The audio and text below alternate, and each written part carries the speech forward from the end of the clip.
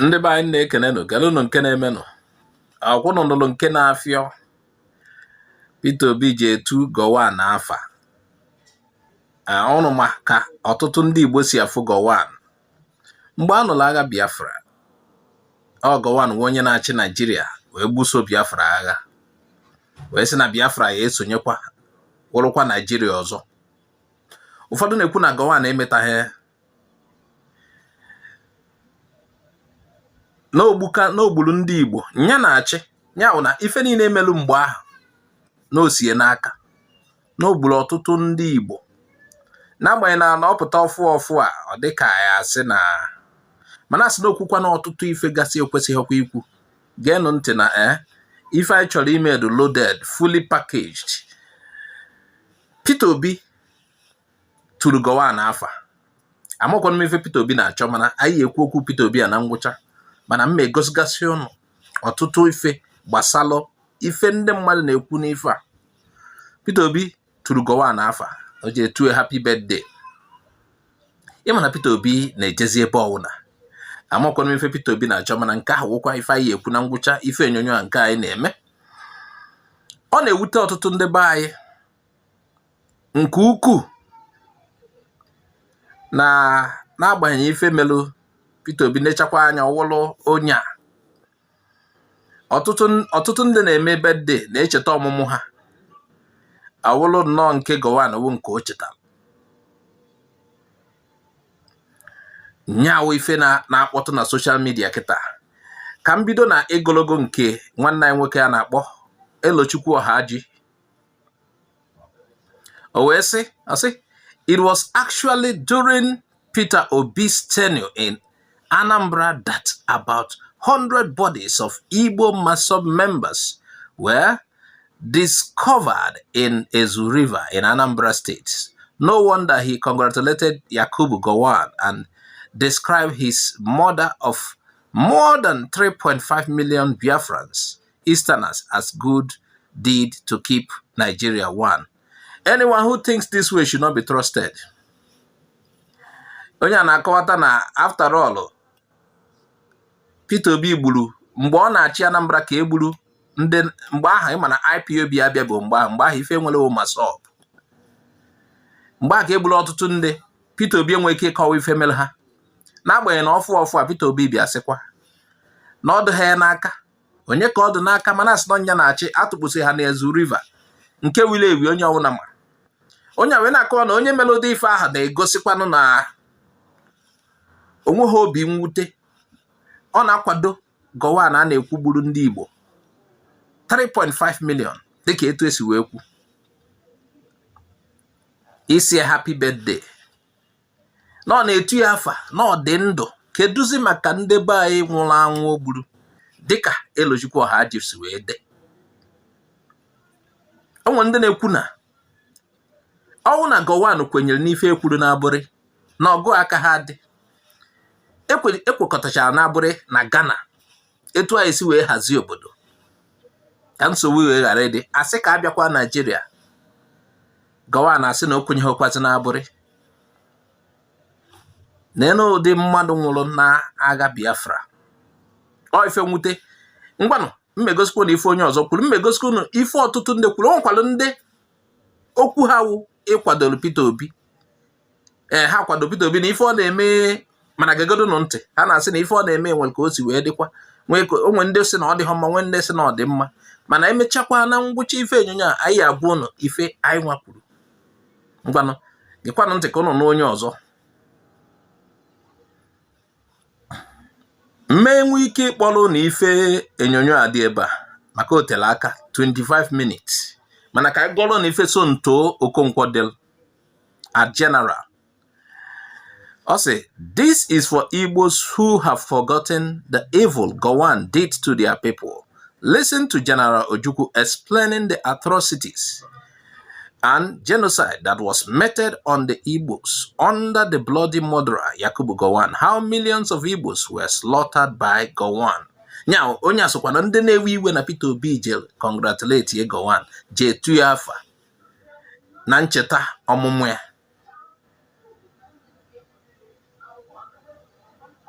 Onye ọ dịghị obi mma, ọ dịkwa ọtụtụ ndị Igbo obi mma.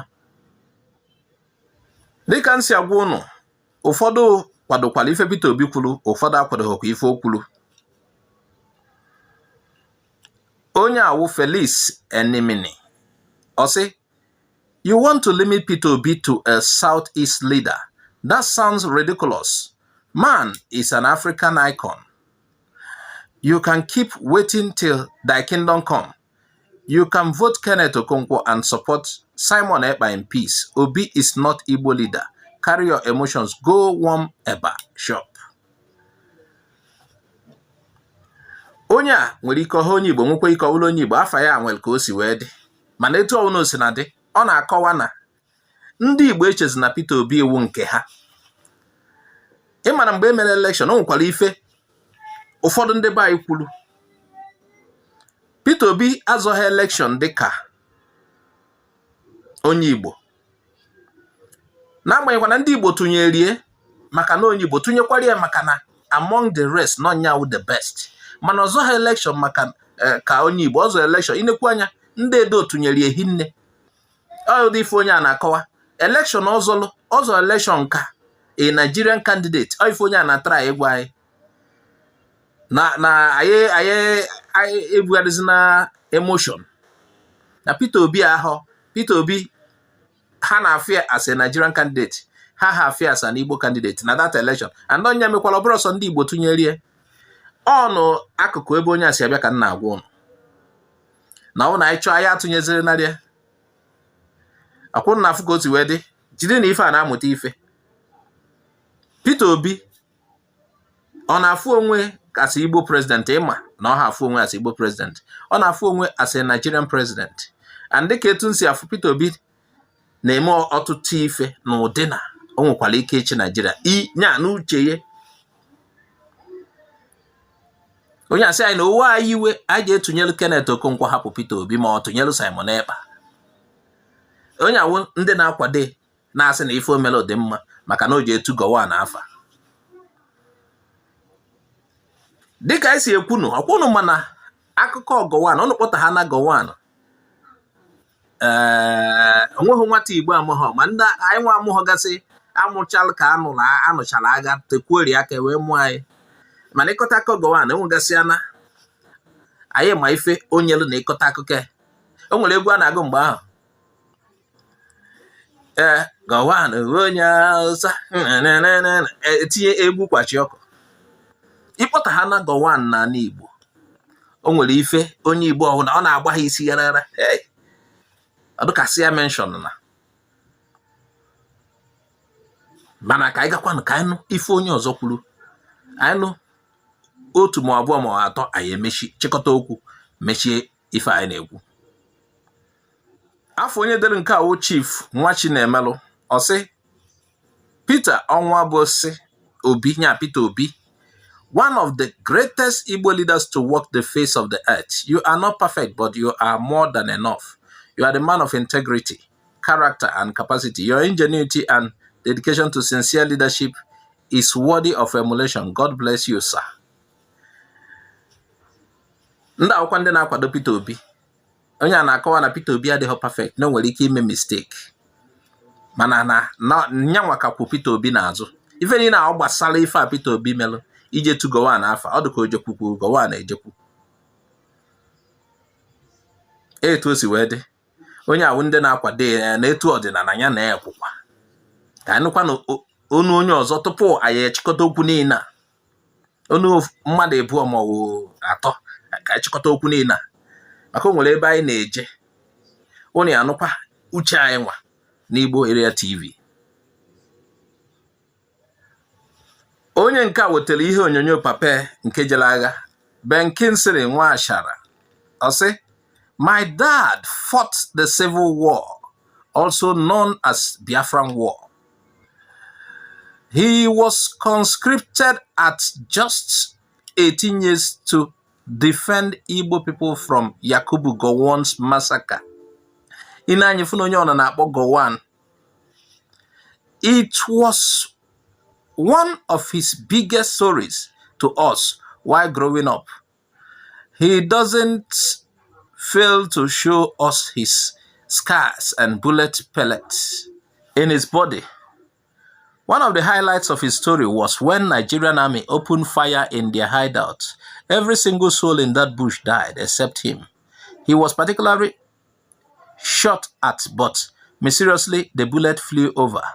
He feigned death by lying lifeless among about 13 other corpses until they left while saying words to themselves in Hausa language.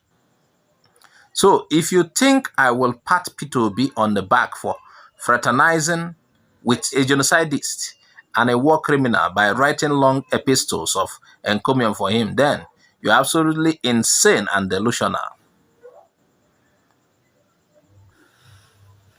Onye aso na ndị ọ na-emetụ, papa ya nwụrụ n'ọgụ ahụ, mana papa ya nọ ka onye nwụrụ n'ọgụ ahụ. Ha dị mmadụ one ma one, 18 agbala ha egbe. Ndị ọzọ nwụrụ anwụ, sọsọ papa ya onye na okirikiri ebe ahụ. Papa ya survive. O dewe ahụ n'ọnwụgo, mana o nwere ife mgbu egbe merie na ahụ, ọnya mgbu egbe ọ ka bụ. Papa ya dị ahụ 18 mgbe ife a na-akpọ conscript abịa kpọlụgo tinye n'amị. Ịma na ọsọsọ ndị amị nọkwa n'ọgụ ahụ, ọgụ Biafra. Ahụ n'ilugo ife a na-akpọ nwoke. Ndị luchagol 18 akpọcha ha ncha so n'ọgụ ahụ. Ọgụ mmadụ inwere onwe. O nwere ife a na-akpọ battle of survivor, existential battle. Ọ dị ka achọ ikpochapụ anyị ekpochapụ. Ya na wee na-akọ na ife niile ọfụlụ, nya ka Peter Obi ejekwa je na-ekene dee ife dịka idel Bible, na-ekene onye tinyere anyị n'ụdị ọnọdụ ahụ, onye na-achị mgbe ahụ. Nke ndị gbasara ya Igbo history and facts has no Barrister Omirobo say it is not true that Southeast desired to secede that led to the Nigerian-Biafran War, but rather it was Yakubu Gowon's poor and weak leadership style, colonial mentality, youthful exuberance, and immaturity that led to the Nigerian-Biafran War. Nya onye na-ekwu del nke awo Barrister Omirobo. Ka go abifo del. O say Gowon refused, failed, and neglected to stop the senseless killing of Igbos and their lookalikes throughout Nigeria, especially in the north by civilians and members of the armed forces. He refused to provide funds to the Eastern Region government to cater for the injured and displaced Igbos that ran to their homeland for safety from all parts of Nigeria. Gowon, without any good reason, refused the Aburi Accord. For the records, the Igbo fought in self-defense. Malcolm Omirobo. Dịka nsiwe gwunu ndị gbasara nke a Igbo history and facts. Ha wee na-asị na Michael Omirobo dere nke a. Ịma na dịka esi wee kwuo, asị na ka a natala ka ekwenecha na-abụrị na-ekwu ife ekwuru na-abụrị abatakwa Gowon na-ajụkwa n'ife ekwuru na-abụrị. Ụnụ afụnanụ ndị nwụrụ maka ọ dazie n'ọgụ. Maka na ekwenyeghị ife ekwuru na-abụrị. Ọhọ ndị Igbo si na ha ekwenyeghị, ọhọ ndị Biafra. Ọnya ka onye a na-ekwu. Gowon gbachiri nkịtị. Ọ sịgodu na ọhọ nya na-eme, mana ọ gbachiri nkịtị ife ọjọọ na-eme n'anya. Alụ melụ. Ọ ife lọya na-ekwu, mana lọya ọ dị ezo ọnụ, ọ ya agwa gị ka o si wee dị ya. Onye awụ ndị na-asị, o sokwu na ndị na-asị kele ife mee Peter Obi ejije kene onye a. Ị ga-ekwu ife edelu. Ọ na-afụnanụ.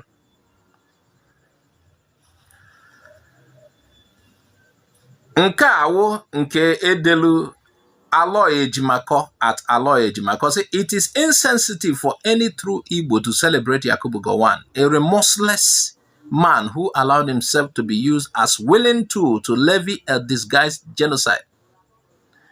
The best tribute to him is that he has lived this long to see the futility of the horrible choice he made in 1967. In the Poifa,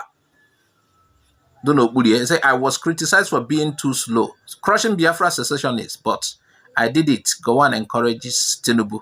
As not Gowon Delenka. Now, if I call Kel Capito B, it's J. Butundi Bono Diaha, what did you to work afa? Makano Gowon Nachi. For the Asina, no penny honey for Joe. Manasi? Oka Litunu.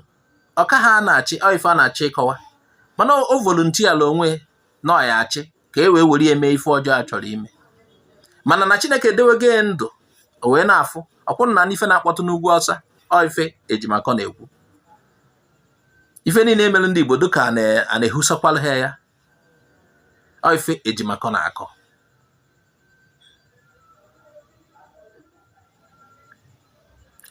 onye a ọnwa Nnewi ka o dela afe at Kene Nnewi ọ sị Peter Obi has the right as an Igbo man to wish anybody whatever he wishes.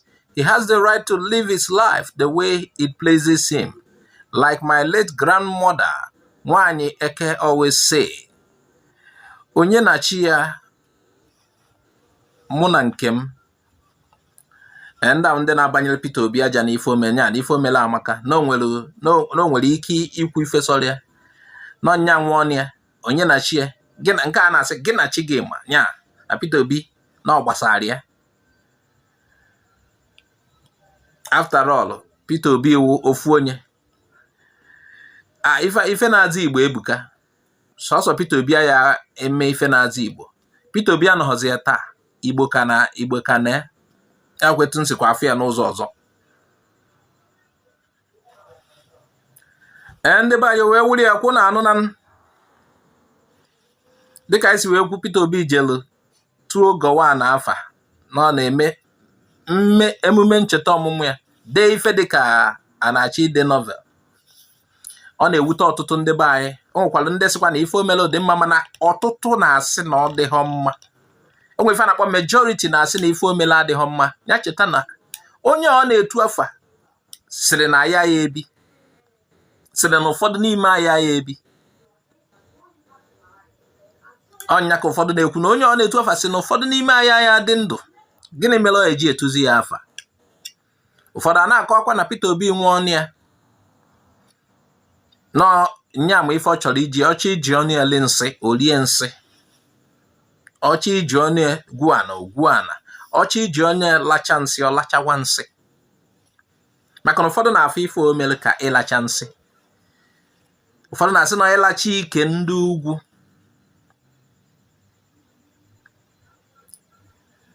Kedu ife mmasị ka m kwuo ka m gwa unu? Peter Obi gịnachi gị ụma mana o nwere ife nsị ka m gwa gị. Onwekwa ife imelu ka imete Nigeria mma. Peter Obi achị nka m gwa gị onweghị ife imelu ka imete Nigeria mma. Ịbịago nke mbụ fụ na okweghị ọgịga idewekwa ahụ na ya abịa ọzọ wee na-agba eri Nigeria niile. Ọ gbasakwalụ m etu nke m owu ka m kwuo ka m si wee ghọta. Anyị fụle ọtụtụ ife ị na-eme maka na ị chọrọ ịbịakwa 2027. Nwanne o nwere ife na-aza achọghị m ịdị market mmadụ mana amaọkwụ nọ ya erughị aka etu nsi afụ na ụdị obodo anyị nọ. Peter Obi afụrụ gị ka onye wee ezigbo mmadụ ya achịnwu Nigeria mana amaọkwụ na ezigbo mmadụ a na-achịzi Nigeria kịta. Ọ bụrụ na ife niile anyị na-eme ewu ka ị wee nweta ndị ya akwụnyere gị n'azụ ka echi ya Nigeria. Peter Obi o nwebiri ife ngwalụ gị mbụ a sị gị si ebe ahụ pụta. Ọ bụrụ na m achọghị ka onye be anyị chịa mana o nwere ka esi wee hazisi ife mana isi na ihe emenwe nga ịma. Ndị be anyị sị nka mgbakwu na otu ife Peter Obi abụghọ Igbo candidate ka ọwụ.